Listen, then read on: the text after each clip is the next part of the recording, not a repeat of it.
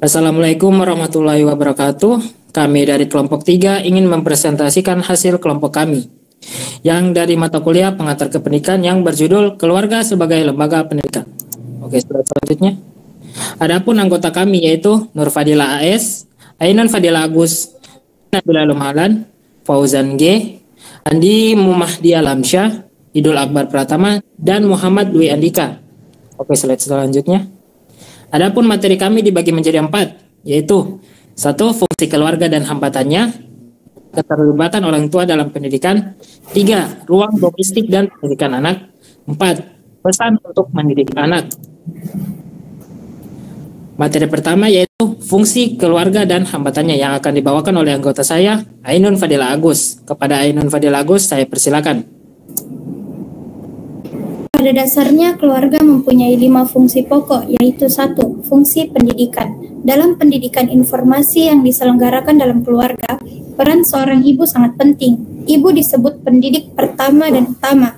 Sang ibu tidak hanya mempunyai kewajiban menyusui dan mengurus makanan putra-putrinya atau mengurus pakaiannya. Akan tetapi, yang paling penting adalah mendidiknya dengan modal utama kasih sayang. 2. Fungsi ekonomi. Fungsi ekonomi dalam keluarga erat kaitannya dengan kondisi kehidupan keluarga. Kondisi ekonomi turut mempengaruhi harmonis tidaknya hubungan dalam keluarga. Dalam keluarga, ekonomi merupakan salah satu pilar yang ikut berperan membangun keluarga bahagia. 3. Fungsi keamanan. Keamanan di sini mempunyai arti luas, bukan hanya dalam fisik saja, seperti pencurian atau perampokan, melainkan keamanan kehidupan seorang baik rohani maupun jasmani. Keluarga harus tetap menjaga anak dari kecelakaan yang bisa terjadi setiap saat. Misalnya jatuh dari pohon, tertabrak kendaraan, masuk ke dalam sumur, hanyut terbawa banjir, atau tersiram air panas di dapur. Keluarga harus dapat menjaga anak dari penyakit dan mengusahakannya agar selalu sehat. 4. Fungsi sosial. Hampir tidak mungkin seorang atau keluarga dapat hidup berdiri sendiri memenuhi kebutuhannya tanpa bantuan orang atau keluarga lain. Ini disebabkan karena keterbatasan manusia dalam segala hal dan sudah merupakan kodrat. Keterbatasan ini membawa manusia menjadi saling membutuhkan dan saling tergantung. 5. Fungsi agama. Syarat utama bagi keutuhan dan kelanjutan hidup keluarga adalah adanya ketentraman jiwa serta adanya rasa cinta dan kasih sayang. Kita sulit dapat berikhtiar dan membentuk keluarga dan ketentraman jiwa tanpa adanya rasa cinta dan kasih sayang sesama anggota keluarga.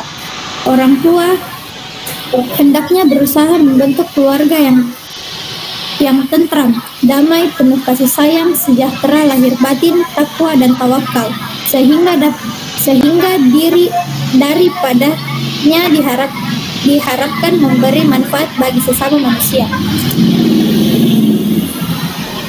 Hambatannya, ekonomi orang tua siswa yang memiliki tingkat ekonomi masih rendah, sering disibukkan dengan pekerjaan sehari-hari untuk memenuhi kebutuhan hidup sehari-hari.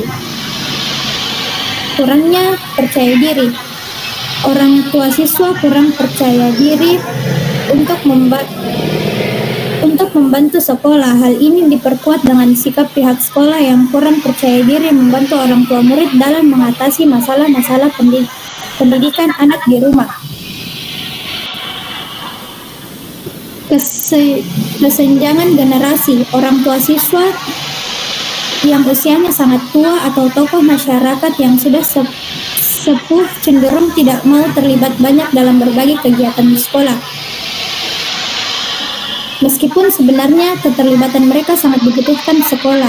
Kesibukan pekerjaan merupakan salah satu hal yang menjadi pertimbangan bagi orang tua siswa terlibat dalam berbagai kegiatan sekolah, lebih-lebih di pedesaan yang umumnya bermata pencaharian sebagai petani. Saya kembalikan kepada moderator. Ya, terima kasih kepada pemateri yang pertama. Selanjutnya kita beranjak ke materi kedua, yaitu keterlibatan orang tua dalam pendidikan, yang akan dibawakan oleh anggota saya, Andi Mumahdi Alamsyah. Kepada Andi Mumahdi Alamsyah, saya persilakan. Baik, terima kasih atas kesempatan yang diberikan. Keluarga merupakan lingkungan sosial pertama yang dalam kehidupan anak. Dalam lingkungan keluarga, inilah anak mulai belajar berbagai hal yang berdampak terhadap perkembangan intelek, sosial, dan sikap anak. Salah satu hal yang mempengaruhi perkembangan anak dalam keluarga adalah tipe pelayanan orang tua. Peranan orang tua bukan saja berupa peranan-peranan yang bersifat intern antara orang tua dan anak, serta anak yang satu dengan anak yang lain. Keluarga juga merupakan medium untuk menghubungkan kehidupan anak dengan kehidupan di masyarakat. Dengan kelompok-kelompok permainan, lembaga-lembaga sosial seperti lembaga agama, sekolah, dan masyarakat yang lebih luas.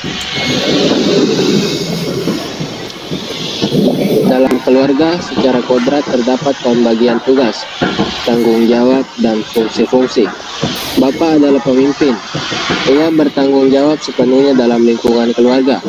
Oleh karena itu, kedudukan Bapak sangat menentukan. Namun demikian, seorang ibu juga mempunyai tugas, tanggung jawab, serta fungsi-fungsi yang tak kalah pentingnya dalam keluarga dibandingkan dengan tugas, tanggung jawab, dan fungsi-fungsi yang diperankan oleh sang ayah.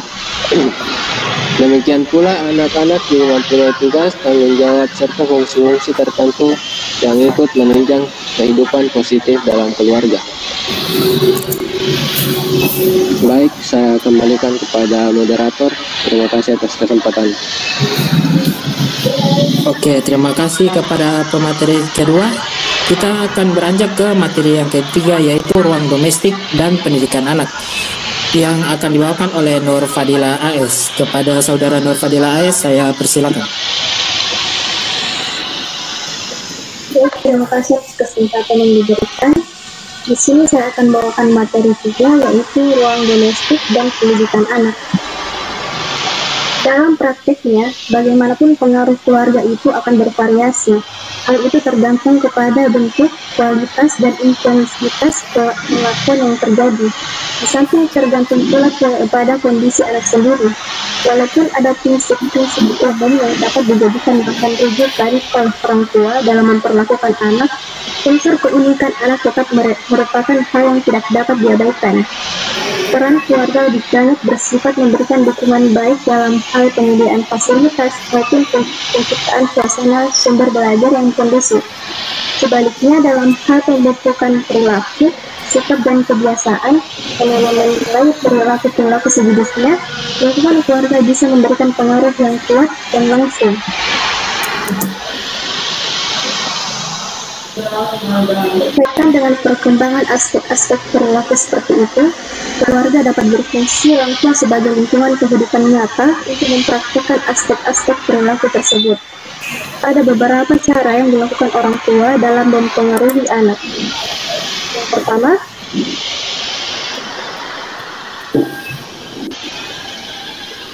pemodelan perilaku atau modeling of behaviors. Baik disengaja atau tidak, orang tua dengan sendirinya menjadi model bagi anaknya.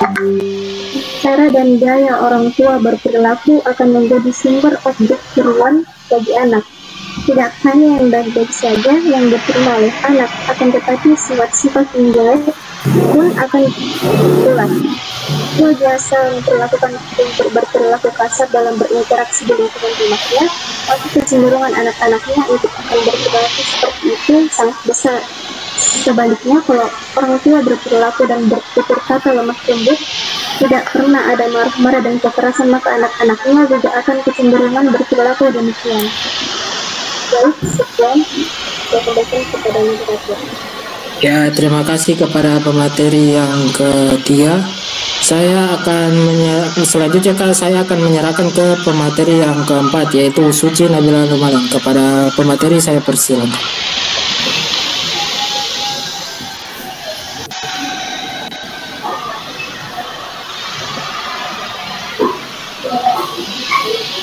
Saya ulangi, kepada pemateri keempat, Suci Nabila Lumalan.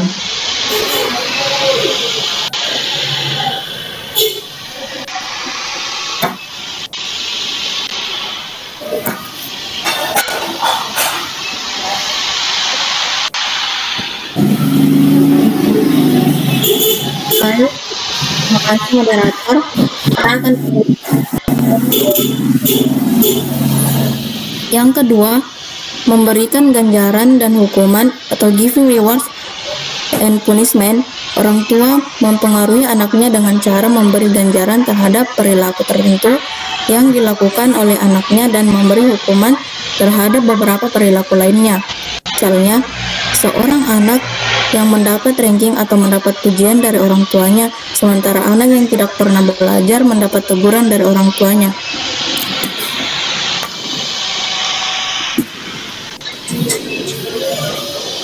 Ketiga, perintah langsung. Kadang-kadang orang tua secara sederhana mengatakan kepada anak seperti berikut: jangan malas belajar, jangan suka coret-coret di tembok, cepat mandi, nanti sekolah kesiangan. Dari perintah-perintah seperti ini, anak sering mengambil pelajaran tertentu sehingga lebih memahami harapan-harapan dan keinginan-keinginan orang tuanya.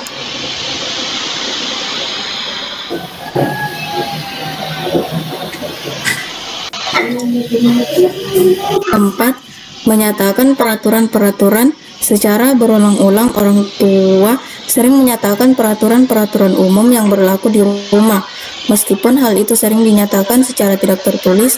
Misalnya, orang tua berkata kalau sudah dari kamar kecil tutup pintunya dan matikan lampunya. Dengan cara ini, anak didorong untuk melihat perilakunya apakah sudah benar atau belum melalui perbandingan dengan peraturan-peraturan tersebut.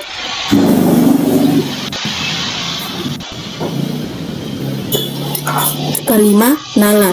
Pada saat-saat menjengkelkan, orang tua bisa mempertanyakan kapasitas anak untuk bernalar, dan cara itu digunakan orang tua untuk mempengaruhi anaknya. Sebagai contoh, orang tua bisa mengingatkan anaknya tentang kesenjangan perilaku dengan nilai-nilai yang dianut melalui pertanyaan berikut. Apakah memukul teman itu merupakan pekerjaan yang baik? Atau orang tua bisa mendefinisikan dan memberikan label terhadap aktivitas-aktivitas anak dengan cara-cara yang dianggap mempengaruhi perilakunya, seperti sekarang ranking kamu jelek karena kamu malas belajar dan bukan karena kamu bodoh.